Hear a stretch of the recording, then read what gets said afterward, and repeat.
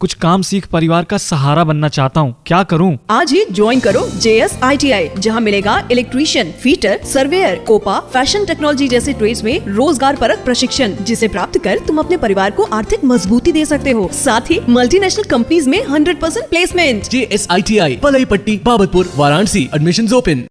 प्रिय छात्रों, JS private ITI के इस ऑनलाइन पोर्टल पर आपका हार्दिक स्वागत है। मैं विश्वजीत यादव, इलेक्ट्रीशियन इंस्ट्रक्टर। आज हम लोग ट्रांसफार्मर से संबंधित जितने भी मल्टीपल चॉइस क्वेश्चन होंगे उसको हम लोग करेंगे। जैसा कि आपको ये PDF में दिया गया है, सभी लोग देखेंगे। हमारा PDF इस प्रकार है। हम लोग पहला क्वेश्चन देखते हैं। हमारा पहला क्वेश्चन इस तरीके से है, ट्रांसफार्मर कोर के लिए सामान्यतः पदार्थ होता है। तो पहला ऑप्शन है लकड़ी, दूसरा है कापर, तीसरा है एल्यूमिनियम और चौथा है सिलिकॉन स्टील। तो हम लोग देखते हैं कि ट्रांसफार्मर कोर के लिए ज़्यादातर जो प्रयोग किया जाता है वो हम सिलिकॉन स्टील का प्रयोग करते हैं। सिलिकॉन स्टील का प्रयोग हम बड़े ट्रांसफार्मरों के कोर को बनाने में भी करते हैं, क्योंकि सिलिकॉन को हम कहते हैं CRGO। सिलिकॉन CRGO मतलब क्या है? Cold rolled grain oriented steel होता है, जिसका प्रयोग हम ट्रांसफार्मर की कोर को बनाने के लिए करते हैं। अब हम सिलिकॉन स्टील का ही प्रयोग क्यों कर रहे हैं? क्योंकि जो सिलिकॉन स्टील होता है उसकी क्या होती है? हाई परमेबिलिटी होता है तथा लो रिलक्टेंस होता है। रिलक्टेंस का मान कम होगा, जिससे ज़्यादा से ज़्यादा फ्लक्स कोर में सेटअप होंगे, इसलिए हम ज़्यादातर सिलिकॉन स्टील का ही प्रयोग करते हैं। तो इसके लिए हमारा सही आंसर होगा ऑप्शन नंबर 4, सिलिकॉन स्टील। अब हम लोग आते हैं नेक्स्ट क्वेश्चन की तरफ। हमारा नेक्स्ट क्वेश्चन या दूसरा क्वेश्चन कुछ इस तरीके से है कि ट्रांसफार्मर की रेटिंग सामान्यतः प्रदर्शित की जाती है। तो हम लोग देखते हैं कि ट्रांसफार्मर की रेटिंग प्रायः किलो वोल्ट एम्पियर KVA में प्रदर्शित की जाती है, तथा मोटरों या मशीनों की रेटिंग प्रायः किलो वाट या HP में प्रदर्शित करते हैं। जैसा कि मैंने आप लोगों को क्लासेस में बताया था कि ट्रांसफार्मर की रेटिंग हमेशा किलो वोल्ट एम्पियर में प्रदर्शित की जाती है, या इसको हम कहते हैं वोल्ट एम्पियर। उसके बाद हमारा इसके लिए सही एप्रोप्रिएट आंसर होगा 4th, किलो वोल्ट एम्पियर। अब हम लोग देखते हैं नेक्स्ट क्वेश्चन की तरफ। हमारा नेक्स्ट क्वेश्चन है, सामान्य ट्रांसफार्मर में निम्न में से क्या परिवर्तित नहीं होता है? तो हम लोग देखते हैं, पहला आवृत्ति है, दूसरा है वोल्टेज, तीसरा है धारा, चौथा है कोई नहीं। तो इसमें हम लोग देखते हैं कि जब मैं आप लोगों को डिफिनीशन बताया था उस समय बताया था कि transformer is an electrostatic device which convert the AC voltage one level to another level, same frequency and constant KVA rating। तो उसकी फ्रीक्वेंसी क्या होती है? सेम होती है, और उसकी KVA रेटिंग भी सेम होती है। तो फ्रीक्वेंसी और KVA रेटिंग उसका कभी नहीं चेंज होता है। तो इसके लिए सही एवं एप्रोप्रिएट आंसर होगा हमारा आवृत्ति। ट्रांसफार्मर की आवृत्ति क्या होती है? परिवर्तित नहीं होती है। जब भी हम वोल्टेज को एक लेवल से दूसरे लेवल तक पर क्या करते हैं? परिवर्तित करते हैं, तो उस समय में हमारी आवृत्ति क्या होती है? परिवर्तित नहीं होती है। अब हम लोग देखते हैं हमारा नेक्स्ट क्वेश्चन इस तरीके से है, सेल टाइप ट्रांसफार्मर में प्रायः कितने चुंबकीय पाथ होते हैं? तो सेल टाइप ट्रांसफार्मर में कितने चुंबकीय पाथ होते हैं? इसमें पहला ऑप्शन है 1 पाथ, दूसरा है 2 पाथ, तीसरा है दोनों, चौथा है कोई नहीं। तो हम लोग देखते हैं कि जो सेल टाइप ट्रांसफार्मर होते हैं उसमें प्रायः 2 मैग्नेटिक पाथ होते हैं, और कोर टाइप ट्रांसफार्मर में ओनली 1 मैग्नेटिक पाथ, तथा बेरी टाइप अगर ट्रांसफार्मर है तो उसमें चुंबकीय पथों की संख्या क्या होती है? ज़्यादा होती है। तो हम लोग देखते हैं इसके लिए सही एवं एप्रोप्रिएट आंसर होगा हमारा 2 पथ। सेल टाइप ट्रांसफार्मर में हमारे प्रायः कितने पाथ होते हैं? 2 पाथ होते हैं।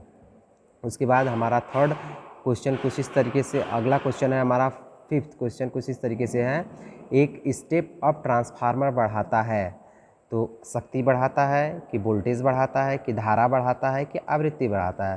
तो हम लोग जानते हैं कि ट्रांसफार्मर का उपयोग हम वही करते हैं जैसा कि बताया गया आप लोग को, लो वोल्टेज से हाई वोल्टेज तथा हाई वोल्टेज से लो वोल्टेज करने के लिए। तो यह किसको बढ़ाता है? वोल्टेज को। और मैंने बताया भी था कि वोल्टेज के आधार पे ट्रांसफार्मर का स्टेप अप और स्टेप डाउन प्रकार के होते हैं। तो इसके लिए सही एवं एप्रोप्रिएट आंसर होगा हमारा क्या? वोल्टेज को बढ़ाता है, ऑप्शन 2। उसके बाद हमारा अगला क्वेश्चन आता है, क्वेश्चन नंबर 6 क्या है? क्वेश्चन नंबर 6 कुछ इस तरीके से है कि पावर ट्रांसफार्मर या शक्ति ट्रांसफार्मर की दक्षता अधिकतम होती है। पहला ऑप्शन है 50% ऑफ फुल लोड, दूसरा ऑप्शन है 60% ऑफ फुल लोड, तीसरा ऑप्शन है 80% ऑफ फुल लोड, चौथा है फुल लोड। तो मैं आपको बताया हूँ कि जो ट्रांसफार्मर की दक्षता होती है वह अधिकतम फुल लोड पे होती है।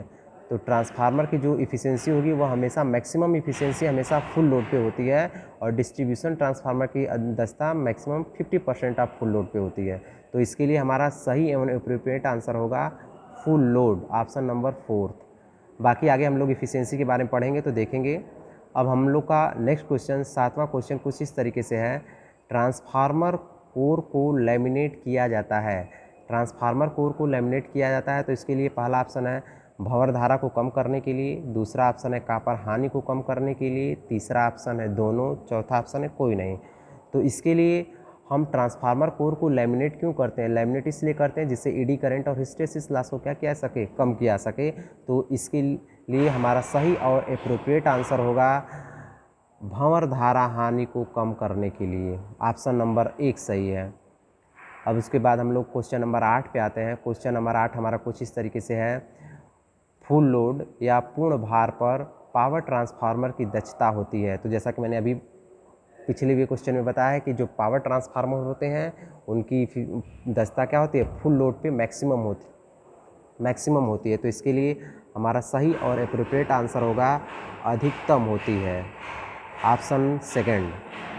अब हम लोग नेक्स्ट क्वेश्चन पे आते हैं। क्वेश्चन नंबर 9 हमारा कुछ इस तरीके से है कि तेल से भरे ट्रांसफार्मर में तेल का कार्य निम्नलिखित प्रदान करना है। पहला है तापावरोधन व और शीतलन, दूसरा है प्रकाश से सावधान व बचाव, तीसरा है दोनों, चौथा है कोई नहीं। तो हम लोग जानते हैं कि ट्रांसफार्मर में ट्रांसफार्मर ऑयल का प्रयोग इंसुलेशन और कूलिंग दोनों के लिए किया जाता है। तो पहला इसके लिए हमारा सही एवं एप्रोप्रिएट आंसर होगा तापावरोधन और शीतलन, जिसको हम क्या कहते हैं, तापावरोधन और शीतलन दोनों के लिए प्रयोग करते हैं। तो इसका सही और एप्रोप्रिएट आंसर होगा हमारा ऑप्शन नंबर 1। अब हम लोग नेक्स्ट क्वेश्चन की तरफ आते हैं। क्वेश्चन नंबर 10 हमारा कुछ इस तरीके से है कि सेल टाइप ट्रांसफार्मर में कोर के मध्य पहलू का क्षेत्रफल अन्य पहलुओं के मुकाबले पहला ऑप्शन है 2 गुना होता है, दूसरा है 1/4 होता है, तीसरा आधा होता है, चौथा समान होता है। तो जैसा कि मैं आप लोग को बताया हूँ कि जो ट्रांसफार्मर सेल टाइप ट्रांसफार्मर होते हैं उसमें प्रायः कितने मैग्नेटिक पाथ होते हैं, 2 मैग्नेटिक पाथ। साइड की तरफ 2 लिम्ब, एक लिम्ब होती है और एक बीच में लिम्ब होती है। तो यही कहा गया है कि जो कोर के मध्य पहलू का क्षेत्रफल होता है वह अन्य पहलुओं के मुकाबले, दोनों साइड के पहलुओं के मुकाबले बीच वाला जो क्षेत्रफल क्या होता है, 2 गुना होता है। तो इसके लिए सही और एप्रोप्रिएट आंसर होगा हमारा 2 गुना होता है। सेल टाइप ट्रांसफार्मर में अन्य पहलुओं की अपेक्षा बीच का जो क्षेत्रफल होता है वह 2 गुना होता है। अब हम लोग आते हैं नेक्स्ट क्वेश्चन की तरफ। हमारा नेक्स्ट क्वेश्चन कुछ इस तरीके से है कि शैथिल्य हानि सबसे कम निर्भर करता है। देखिए पहला ऑप्शन है चुंबकीय क्षेत्र तीव्रता, दूसरा है आवृत्ति, तीसरा है पदार्थ की मात्रा और चौथा है कोई नहीं। देखिए जो हिस्टेरिसिस लॉस होते हैं, सबसे कम हिस्टेरिसिस लॉस हमारा जो डिपेंड करता है वह डिपेंड करता है एम्बिएंट टेम्परेचर पे। किस पे? एम्बिएंट टेम्परेचर पे। तो इसमें से कोई ऑप्शन नहीं है जिस पे सबसे कम हमारा हिस्टेरिसिस लॉसेस क्या करे, निर्भर करे। तो इसके लिए सही एवं एप्रोप्रिएट आंसर होगा हमारा क्या, चौथा ऑप्शन होगा कोई नहीं। अब हम लोग नेक्स्ट क्वेश्चन की तरफ चलते हैं। नेक्स्ट क्वेश्चन कुछ हमारा इस तरीके से है, इनमें से कौन एक स्टेप अप ट्रांसफार्मर के बारे में सही है? तो जैसा कि मैंने आप लोग को बताया गया है आप लोगों को कि स्टेप अप ट्रांसफार्मर किसे कहते हैं, जिसके प्राइमरी वाइंडिंग में टर्नों की संख्या कम तथा सेकेंडरी वाइंडिंग में टर्नों की संख्या क्या होती है, ज़्यादा होती है। ऐसे ट्रांसफार्मर को हम क्या कहते हैं, स्टेप अप ट्रांसफार्मर। तो स्टेप अप ट्रांसफार्मर में हमारा इसमें पहला ऑप्शन जो है लिखा है NS is greater than NP, मतलब सेकेंडरी के नंबर ऑफ टर्न ज़्यादा है प्राइमरी के नंबर ऑफ टर्न से। दूसरा ऑप्शन है NS is equal to NP, मतलब सेकेंडरी के नंबर ऑफ टर्न प्राइमरी के नंबर ऑफ टर्न के बराबर है, ऐसा हो ही नहीं सकता स्टेप अप ट्रांसफार्मर में। तो इसके लिए सही एवं एप्रोप्रिएट आंसर हमारा यह है कि जो सेकेंडरी के नंबर ऑफ टर्न्स होते हैं वो ज़्यादा होते हैं प्राइमरी के नंबर ऑफ टर्न से। तो इसके लिए सही एवं एप्रोप्रिएट आंसर हमारा होगा option number first, NS is greater than NP। अब हम लोग नेक्स्ट क्वेश्चन की तरफ चलते हैं। हमारा अगला क्वेश्चन है, ट्रांसफार्मर को भंवर धारा क्षय से रक्षित करने हेतु कोर को बनाया जाता है। तो इसका मतलब यह है कि रक्षित करना माना है सुरक्षित करने, सुरक्षा करने के लिए।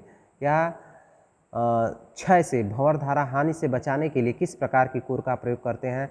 तो हाई स्पीड स्टील का प्रयोग करते नहीं हैं। दूसरा ऑप्शन माइल्ड स्टील का भी प्रयोग नहीं करेंगे, न तो कास्ट आयरन का प्रयोग करेंगे, जैसा कि हम लोग प्रयोग करते हैं। जो कोर होती है वह लैमिनेटेड सिलिकॉन स्टील की कोर होती है, या इसको सॉफ्ट आयरन की कोर से भी क्या किया जाता है? बनाया जाता है। तो इसके लिए हमारा सही और एप्रोप्रिएट आंसर होगा ऑप्शन नंबर 4, सॉफ्ट आयरन। अगला क्वेश्चन हम लोग देखते हैं। अगला क्वेश्चन हमारा कुछ इस तरीके से है, किसी ट्रांसफार्मर की प्रत्येक कुंडलन में उत्पन्न विद्युत वाहक बल किस पर निर्भर करता है? केवल आवृत्ति पर, टर्न की संख्या एवं आवृत्ति पर, आवृत्ति की संख्या एवं अधिकतम चुंबकीय फ्लक्स पर, और चौथा ऑप्शन है आवृत्ति एवं अधिकतम चुंबकीय फ्लक्स पर। हम लोग देखते हैं इसमें कि हमारा कौन सा सही ऑप्शन होगा।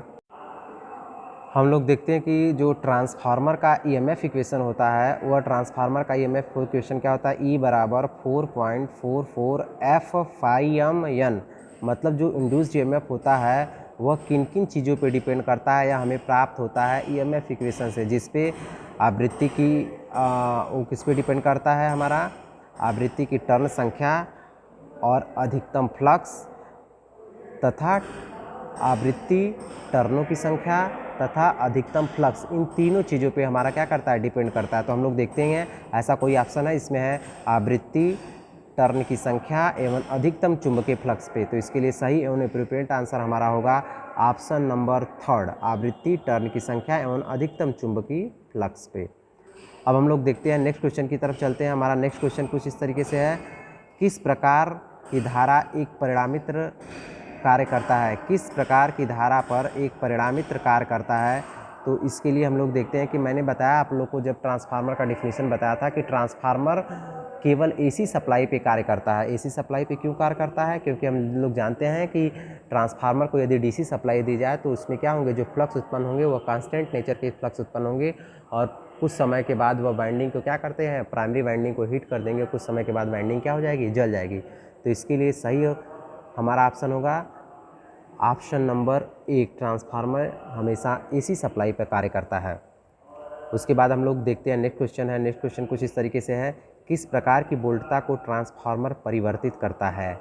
किस प्रकार की वोल्टता को ट्रांसफार्मर परिवर्तित करता है? उच्च स्तर से निम्न स्तर, निम्न स्तर से उच्च स्तर, तीसरा है उपरोक्त दोनों, चौथा है कोई नहीं। तो मैंने आपको बताया है कि ट्रांसफार्मर हाई वोल्टेज को निम्न लो वोल्टेज में तथा लो वोल्टेज को हाई वोल्टेज में परिवर्तित करता है। इसका काम दोनों है, इसलिए इसका सही एवं एप्रोप्रिएट आंसर होगा ऑप्शन नंबर 3, उपरोक्त दोनों। अब हम लोग आते हैं नेक्स्ट क्वेश्चन की तरह। हमारा नेक्स्ट क्वेश्चन 7वां है, इस तरीके से है, क्या होगा अगर ट्रांसफार्मर को डीसी सप्लाई दी जाए? क्या होगा अगर ट्रांसफार्मर को डीसी सप्लाई दी जाए?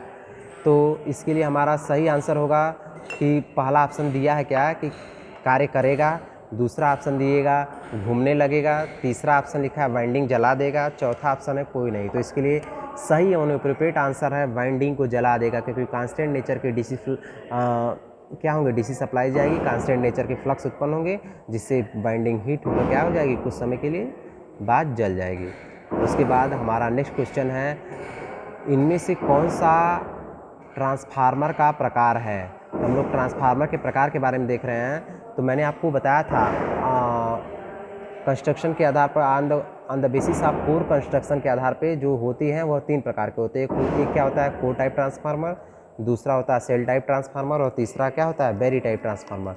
तो इसके लिए सही और एप्रोप्रिएट आंसर क्या होगा हमारा? कोर टाइप, सेल टाइप और बेरी टाइप, तीनों प्रकार के ट्रांसफार्मर की कोर प्रयोग की जाती है। तो इसके लिए सही आंसर हमारा होगा ऑप्शन नंबर 4, तो उपरोक्त सभी। अगला हम लोग देखते हैं, अगला क्वेश्चन कुछ हमारा इस तरीके है, किस कारणवश प्रायः सेल टाइप ट्रांसफार्मर प्रयुक्त होते हैं? तो किस कारणवश हम प्रायः सेल टाइप ट्रांसफार्मर का प्रयोग करते हैं? ऑप्शन नंबर यह देखने में सुंदर है, इसके 2 चुंबकीय पथ होते हैं, इसका चुंबकीय फ्लक्स लीकेज कम होता है, ऑप्शन सेकेंड व थर्ड दोनों। तो इसके लिए हमारा सही और एप्रोप्रिएट आंसर होगा, क्योंकि जो सेल टाइप ट्रांसफार्मर होते हैं उसमें 2 मैग्नेटिक पाथ भी होते हैं, और 2 मैग्नेटिक पाथ के साथ साथ इसमें चुंबकीय फ्लक्स का जो लीकेज होता है वह लीकेज क्या होता है? बहुत कम होता है। इसलिए हम लोग का सही और एप्रोप्रिएट आंसर होगा ऑप्शन नंबर 4, सेकेंड व थर्ड दोनों। अब हम लोग आते हैं नेक्स्ट क्वेश्चन, जो हमारा 10वां क्वेश्चन है। कुछ इस तरीके से, ट्रांसफार्मर में शैथिल्य हानियाँ निम्न द्वारा कम की जा सकती हैं। आयरन कोर लैमिनेशन की मोटाई कम करके, ट्रांसफार्मर पर लोड कम करके, स्टील लैमिनेशन का सिलिकॉन अंश नियंत्रित करके, चौथा है इनमें से कोई नहीं। तो हम लोग जानते हैं कि हिस्टेरिसिस लॉसेस को कम करने के लिए प्राय हम स्टील लैमिनेशन का, जो सिलिकॉन स्टील होता है उसकी लैमिनेशन का कुछ अंश नियंत्रित करके हिस्टेरिसिस लॉसेस को कम किया जा सकता है। तो इसके लिए सही और एप्रोप्रिएट आंसर होगा ऑप्शन नंबर 3। तो हम लोग का क्वेश्चन यहीं पे समाप्त हुआ। उम्मीद है ये हमारा वीडियो आप लोग को पसंद आया होगा। हमारे इस वीडियो को लाइक करें, शेयर करें तथा सब्सक्राइब करें तथा लेटेस्ट अपडेट पाने के लिए हमारे इस बेल आइकन को क्लिक करें। धन्यवाद।